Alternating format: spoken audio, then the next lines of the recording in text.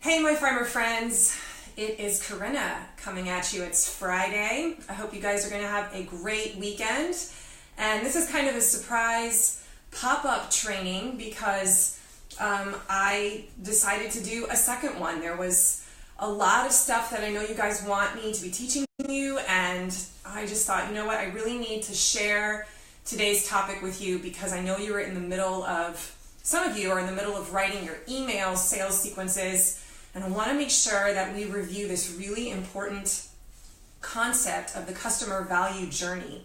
So I'm going to walk you through the customer value journey worksheet that I use to kind of help me whenever I need to write copy, whether it's for emails, sales sequences, or nurturing campaigns, or indoctrination sequences, or if I'm creating a Facebook ad, I kind of think about this, like what am I going to put, or even a Facebook post for that matter.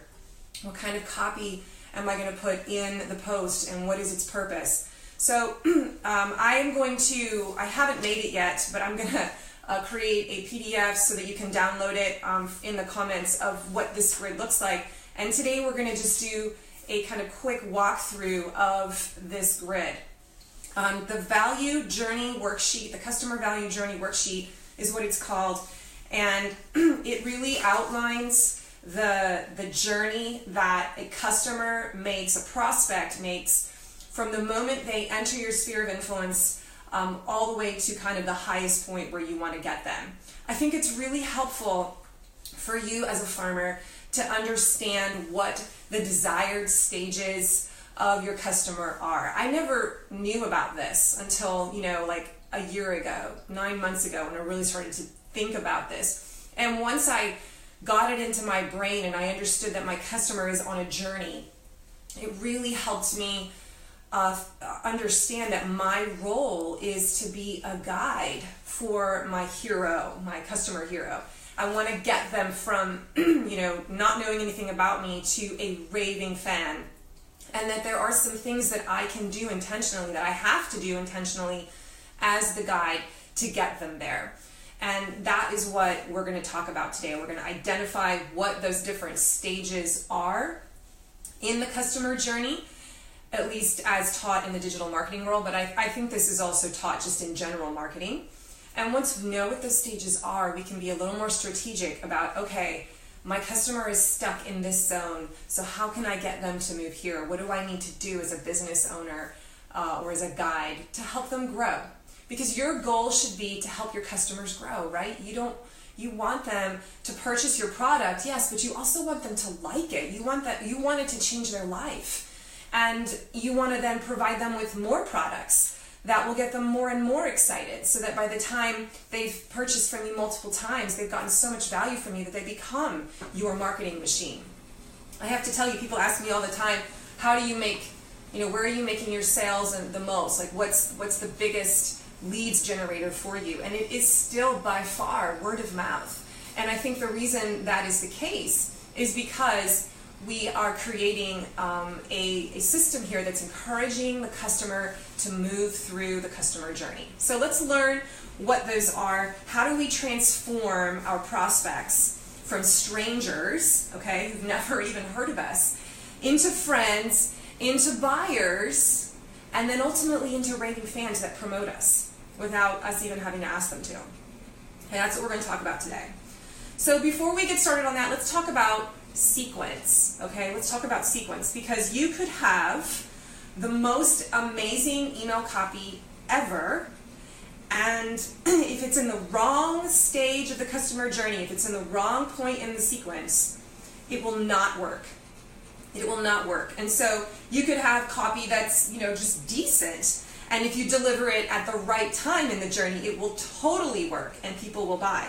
Have an amazing effect. So I want you to, again, think about relationships. And we've talked about this, if you go back and watch the funnel video, we start talking about this, how there's different stages of awareness for a customer, right? As they move through your funnel. We are talking about that again in today's video, but in more detail. So once you think about relationships, what most marketers do, and what you may be doing right now, is that you say, hi, nice to meet you, let's get married. they go to your website and all they see is an opportunity to buy a product, a CSA membership that's $405 or whatever. And that's the equivalent of just like, hi, nice to meet you, let's get married.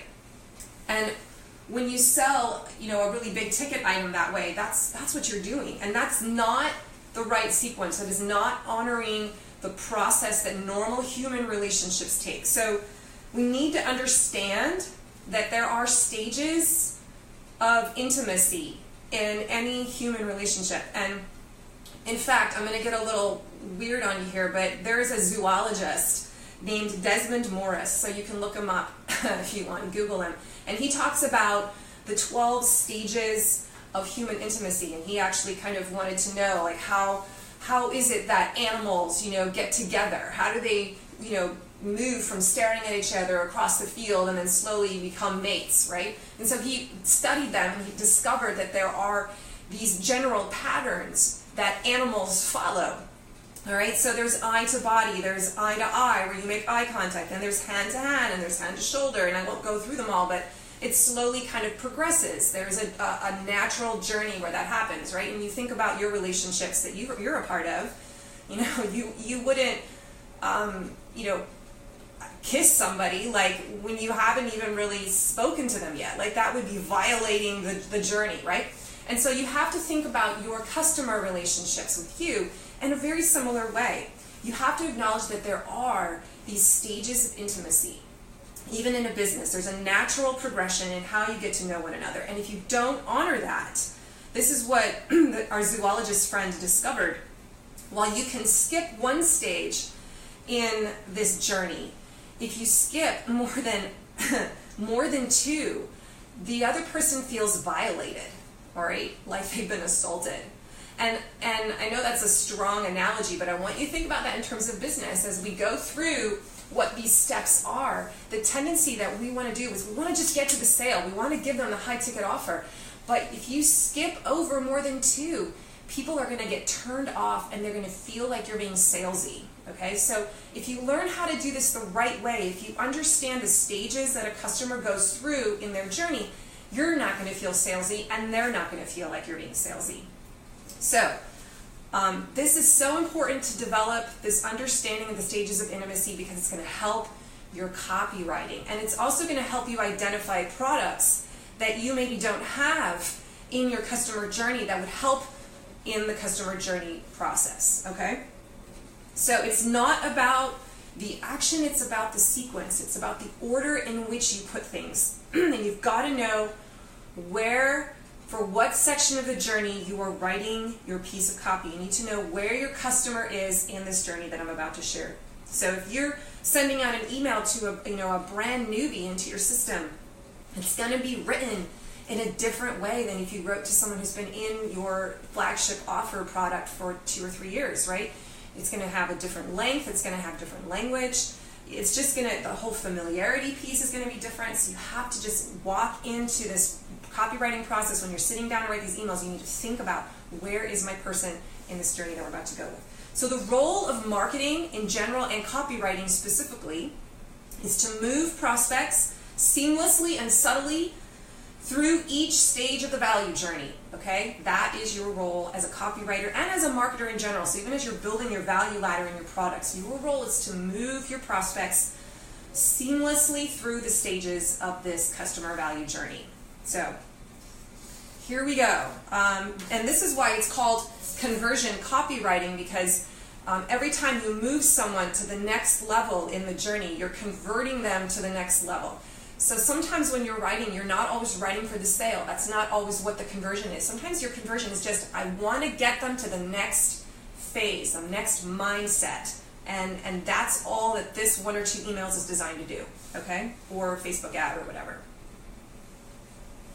Okay, so always ask yourself as you're sitting down to write, or as you're sitting down to put together an ad, or the copy for an ad, or putting out together a sales page with your bullet points and your images, what is the next micro conversion that I need this particular asset, marketing asset, to do for me? Who specifically is the target audience that I'm sending here, and what is the next micro conversion that I need to create for them to move along in the journey? What lever can I push, or what lever can I leverage to move someone along? Okay, so when you get this worksheet, or you can even just kind of map it out for yourself as you're listening. It's just a bunch of boxes, right? It's not hard. I want you to fill it out as I go through it and kind of write down kind of the core pieces that each section is all about, because it's going to describe the different customers and how they're thinking when they're in that stage. Okay, so there are basically 8 steps. They are awareness, engage, I should say aware, becoming aware, engage, subscribe, convert, excite, ascend, advocate, and promote. Okay, those are kind of the 8 stages. And that's the goal, is to kind of have a process and a mechanism for each one of those stages. I don't have all of them activated yet, I'll be honest, but it's really helpful to know what they are, because it's guiding me in how I should be creating a pathway for my customers so that they will move. All right, let's talk about the first one. The first one is awareness, okay? This is just when someone, and it starts at the very bottom, they just become aware that you even exist as a brand, okay? So this is kind of when you're writing copy for a Facebook ad or a Facebook post. You're just writing copy that's meant to generate awareness that you exist. You are not writing to get the sale, okay? I'm not saying that you can't put posts on your Facebook page that try to get people to buy your CSA. Of course you can do that, because there are some people scrolling through the feed that are ready to hear that. But you also need to be creating posts in your marketing scheme for getting people to become aware of you. A lot of my videos that I do on Facebook Live on my Facebook page are designed as sort of goodwill campaigns, just to try and make people aware that I exist and warm them up. So that later, 6 months from now, a year from now, remember I'm playing the long game, some of these people will be ready because they're now further along in the journey. So you need to have a little bit of your promotional plan needs to be revolving around this area, awareness. And what can I be doing to get people aware that I'm even around and understand what I do? Okay? The second stage is called engage. Engage. So this is where somebody moves from becoming aware of your brand. It's kind of where a glance turns into a stare, okay? Glance turns into a longer stare. So maybe they go and read your website, or maybe they stop at the farmer's market stand where you're at and they have a longer conversation with you and start asking you about some things. Maybe it's they watch a video that you post on Facebook or that you have on your YouTube page because they want to learn something. It could be they read a blog post. It could be that they go to your actual sales page that you have, right, and they kind of study it. So they're moving from just being I know about them, to I want to learn a little bit more. They start to research you or engage with you in some way. So again, if you're writing copy for that kind of stuff, if you're creating a blog post for this purpose, to move someone into the engage zone, then you're going to write differently, right? You're gonna write it in such a way that gives them information that doesn't necessarily go for the sale, right? You're going to be trying to write a landing page for your sales copy that gets them to linger there and learn a little bit more, okay? The next stage is subscribe. Okay, now this is the point where you actually get their email address, and now you can start creating email campaigns. Up until this point, you have no way of engaging them with email copy because they haven't subscribed to your page yet. Can you guys see that? Maybe I'll move over like this. So this stage is important because this is where you are trying to offer them some sort of value in advance in exchange for their email address. And we've talked a lot about the importance of lead magnets. I have a whole video on that. I'm going to encourage you to watch that because I go into a really deep dive on how to create a lead magnet. But the goal of this stage is you've got people who are ready now to actually subscribe. They want to follow you. They want to get something from you that's so valuable. They're willing to trade their email address for it, or they're willing to trade like some kind of other contact information. So maybe you do more like a phone call. I don't know if some of you are people where you do sales calls, but they would give you their phone number and you can follow up with them. In some way, they give you contact information. They also give you permission to follow up with them later. Okay, that's kind of part of the transaction understanding.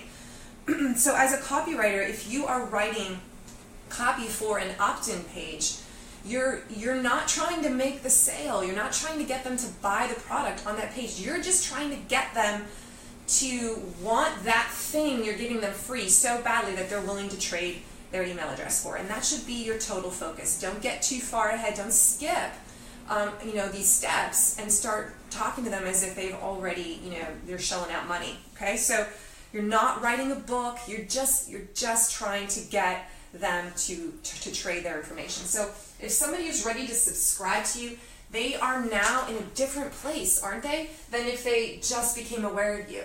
And you can start beginning to prepare the sales process for them, okay?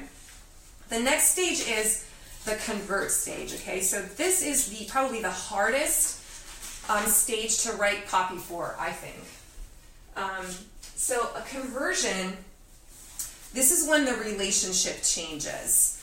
It changes because they are now ready to make some kind of initial commitment. It could either be a commitment of money, a small, low dollar amount, just to test you out, or it could be a commitment of time.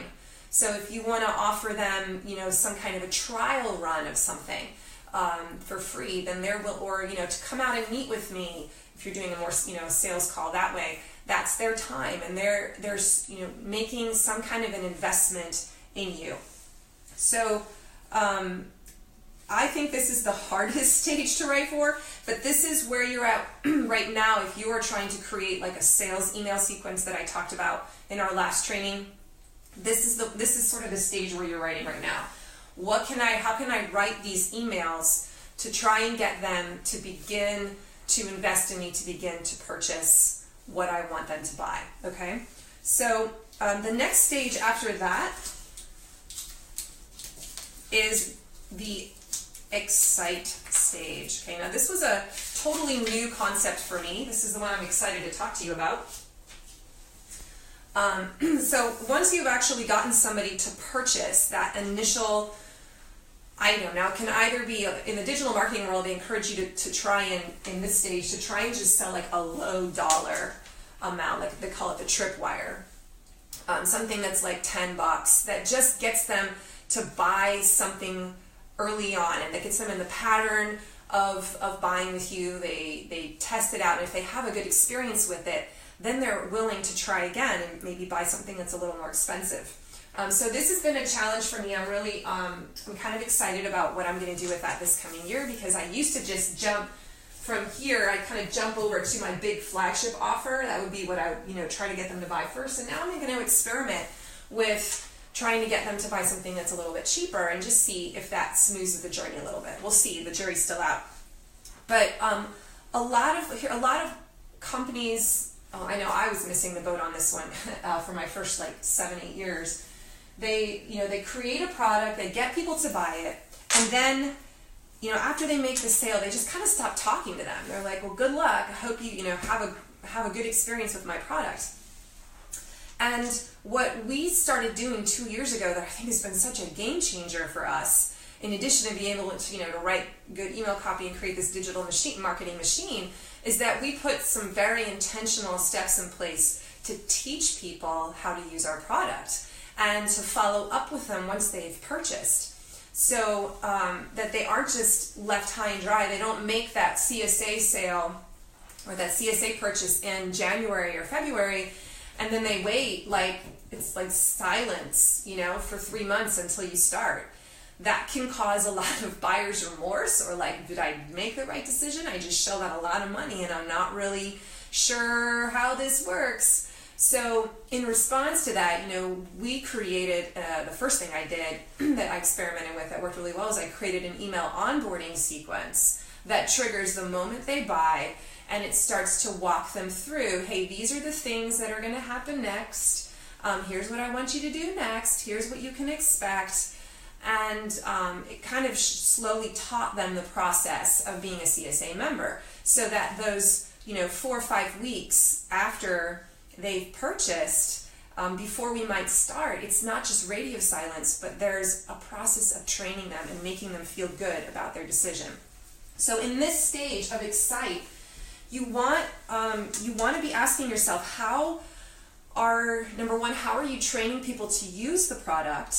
Because you want them, that thing that they buy, especially if you decide to do like a low dollar thing, you want them to just love it so much that they want to buy again, right? They have such a good experience with it that they want to buy again. Something has to happen in between here and here that causes them to get so excited about what they've consumed. So either they consume the product and love it, or you create this hype and you teach them what's coming that they're just like, I can't wait to start. I feel like I'm ready. Okay, so I already talked about like what does this look like for a farm, for instance, for a CSA. So I talked about how my customer onboarding email sequence, it's probably got like 10 or 12 emails. I know you're like, no, not another email sequence, but again, this is you don't have to do this right away, but even if you just create 3 emails that just sort of give the basics of what they need to do, I send them to like, there's one whole email about resources, like, hey, these are the things that, places you can go to get information about the kitchen tools that you're probably going to need to succeed in CSA, for instance. Or I talk about, hey, where to start first. So I have this pretty intensive CSA library of resources, and there's a lot of stuff in there. I'm like, well, you know what? Watch these 3 videos first, because that's going to be the most helpful to you. So I kind of walk them through what that is. I tell them to subscribe to my Facebook group and to my private one. I go over that over and over again because I really want them in there. That's how I communicate with my insiders. I also created a private Facebook group. Okay, so the private Facebook group is so powerful because it is the place where you can do this ongoing training with your customers throughout the season, and they can be learning how to use the product. They can be getting excited. We have a community manager that runs my Facebook group for me. She and I work together. I actually pay her to do that, and she is like on top of it. It is her job to watch the Facebook group and comment. As soon as someone comments, she's like right there.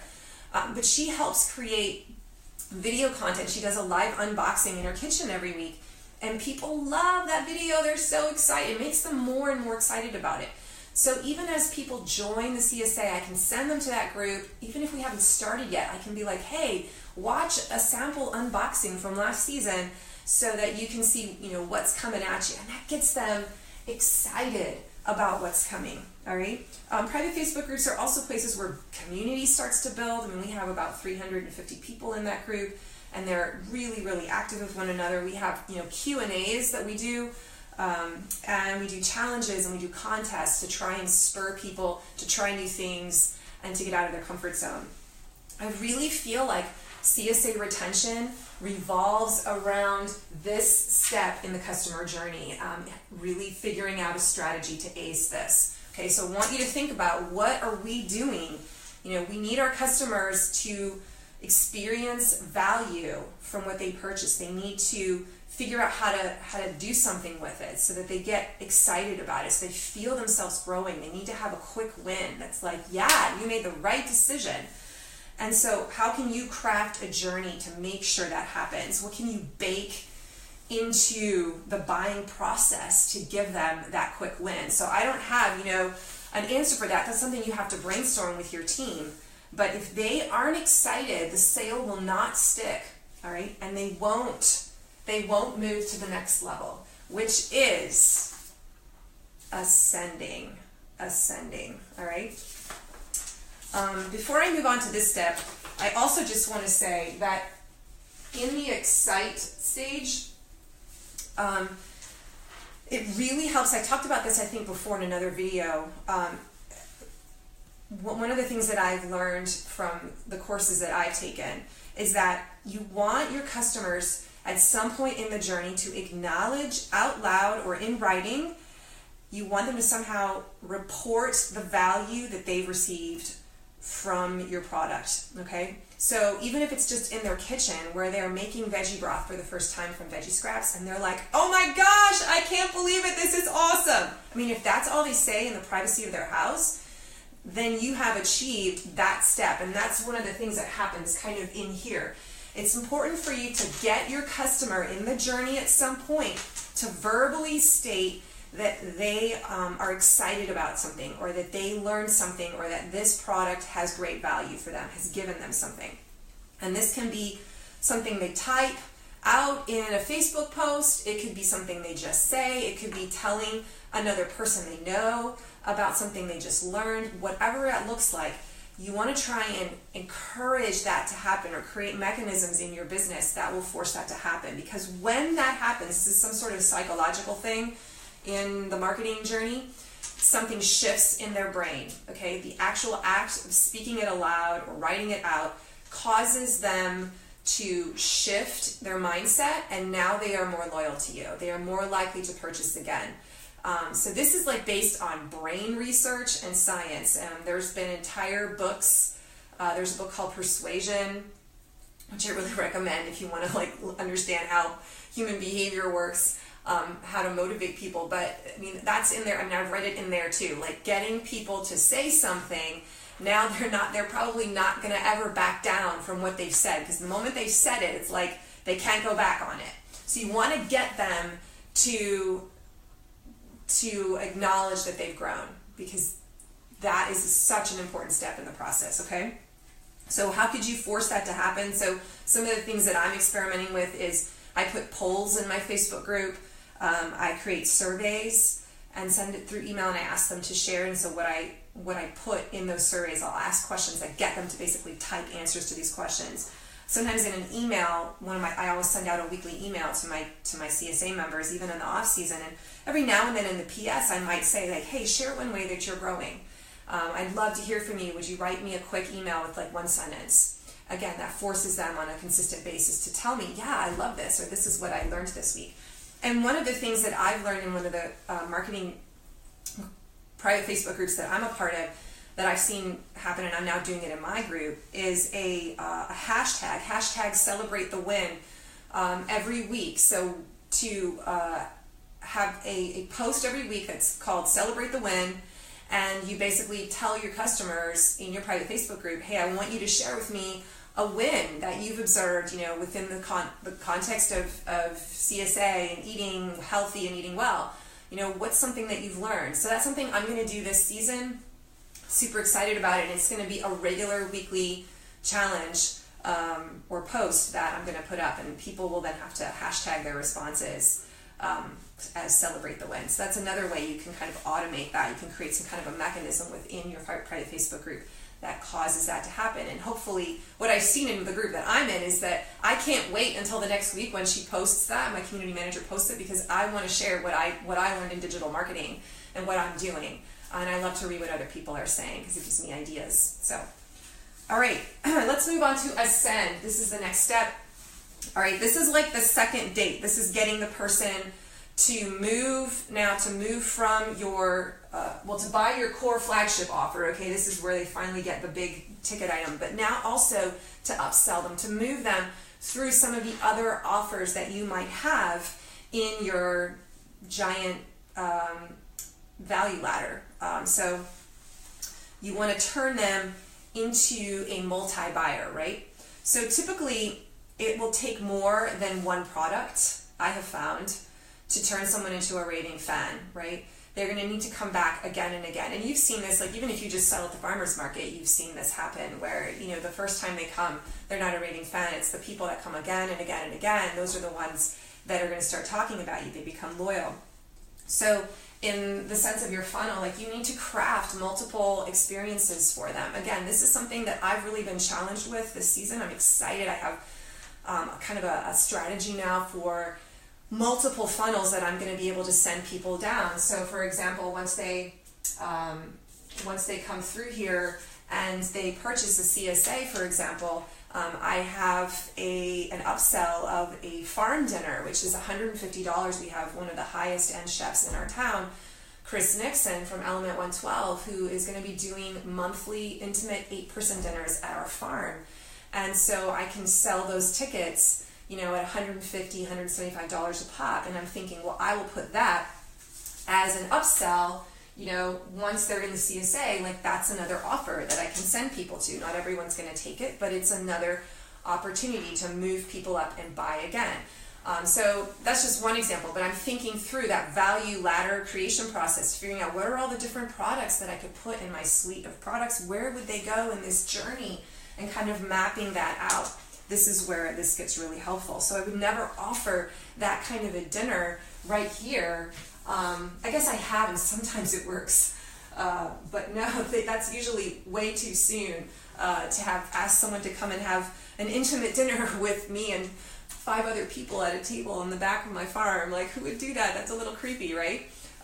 So just be thinking through, what are some of these upsells? How can I move people along? Because at this stage in the journey, your customer is ready to buy other things. They're ready to try other things. In fact, I would just argue, I know a lot, I was afraid to be too salesy, but once I just have these business mentors who are so awesome. I have a chiropractor guy in town who's really good at this. He's like, Corinna, you gotta realize that your loyal customers, they want to buy more stuff from you. He's one of them. He's like, I want you to make more things so I can buy them. So that really challenges me to remember, okay, I have people, once they get into this place, they will buy anything I put in front of them. Some of them will. So, really thinking through, what is the next thing that they want? What can I put in front of them, and going for the ask, okay? Okay, the next stage is advocacy. These last 2 stages are kind of similar. So after someone has purchased things from you several times, several different products, they're now moving into the advocacy stage. And a lot of us, again, just forget about this. I think we just, keep selling them things, and we don't even try to cultivate this aspect. But this is where the magic is in terms of marketing. Because this is where you get your customers to start saying nice things about you. Or if you get attacked on social media, or you get a bad review, this is when people come in and come to your defense. Or they start writing testimonials for you without you even asking necessarily. So this is a really important stage, because testimonials are one of the lifebloods of my marketing strategy. Every sales page should have testimonials on it. Every sales sequence that you write should have at least one email that's just a testimonial or 2, or a case study. So you want to be hearing the success stories of your customers, how they're using your product and how it's changing their lives, and you want to be documenting those and putting them somewhere. So I actually have a Google Doc, a testimonial Google Doc that I save, and anytime it's probably like every 3 weeks or so, I'll go through my Facebook posts, and if I get an email that's got a testimonial, and I'll automatically just swipe it and stick it in the testimonial Google Doc.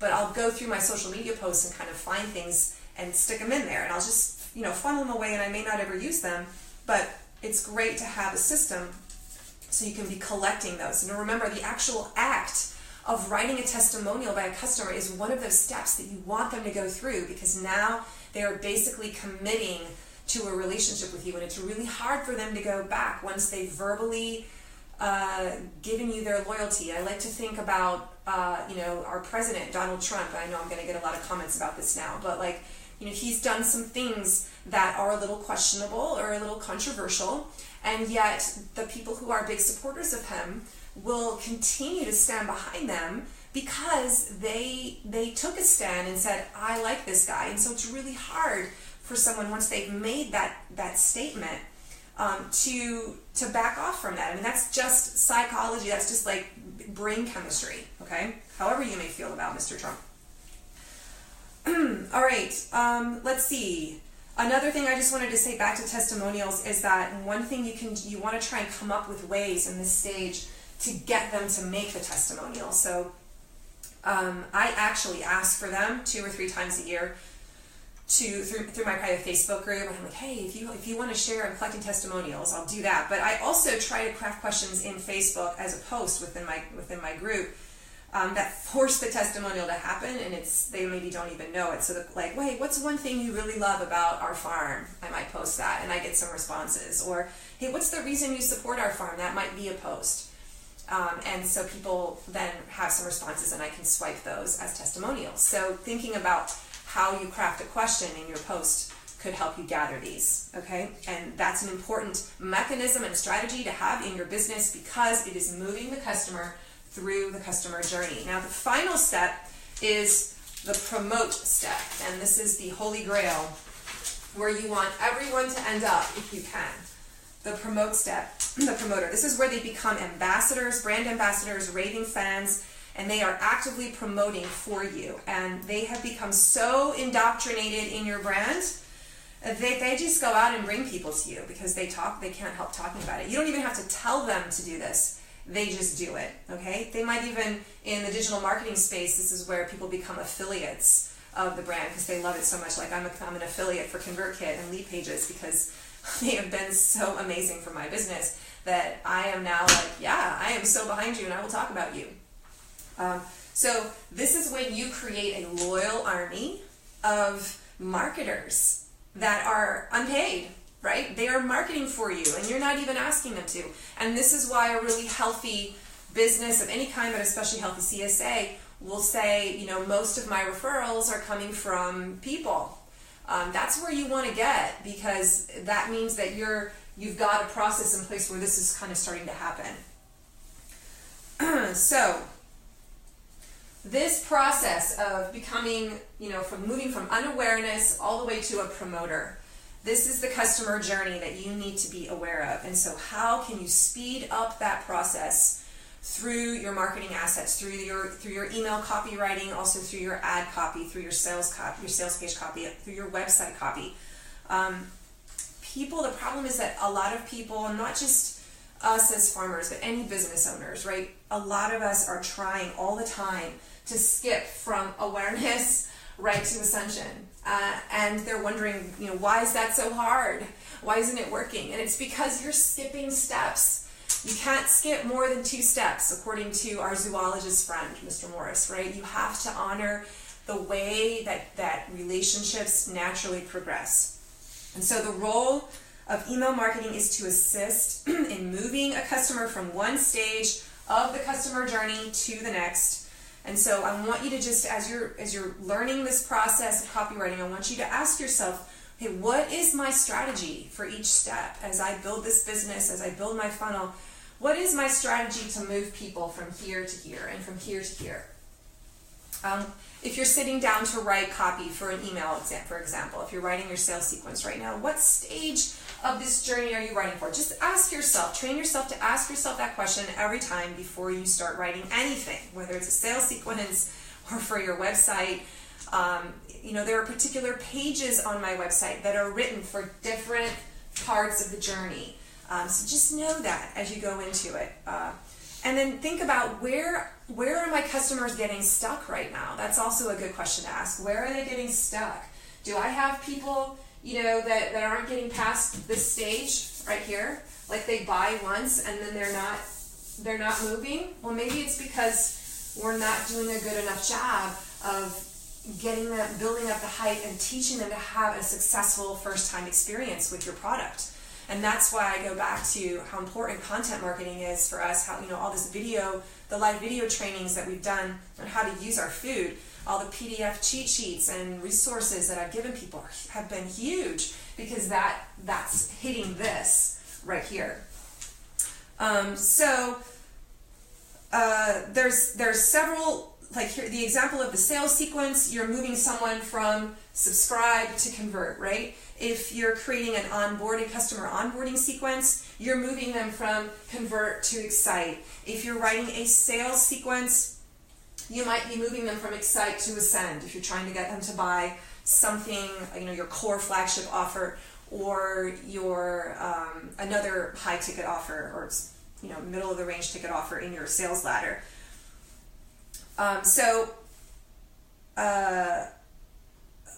I want you to just be aware that whenever you sit down to write marketing assets, ask yourself, where am I in this journey? And you should, ultimately, you might not have that in place by this season yet, but maybe in a year or two, you should make it a goal to have some kind of a mechanism that's hitting every single one of these. So you should have a mechanism eventually that encourages testimonials to come into your lair, right?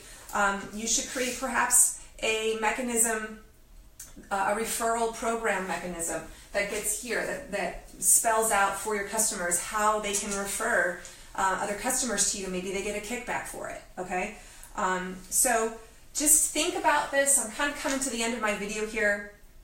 I want you to just think about the role of the value journey, how it's meant to guide you and help you as you write copy, and perhaps even more than that, how to create additional products to fill this out. I know if you want to go back and watch the value ladder video training that I did, that really dives into that aspect. But you may find that you don't have products yet that help move. Maybe you only have one flagship offer, and so you don't have a way of getting people to buy more than once. And so maybe you have to create a second offer or a third thing that they can buy that will help them get excited about your brand. So this process and this grid can really identify some of the gaps that you may even have in your value ladder.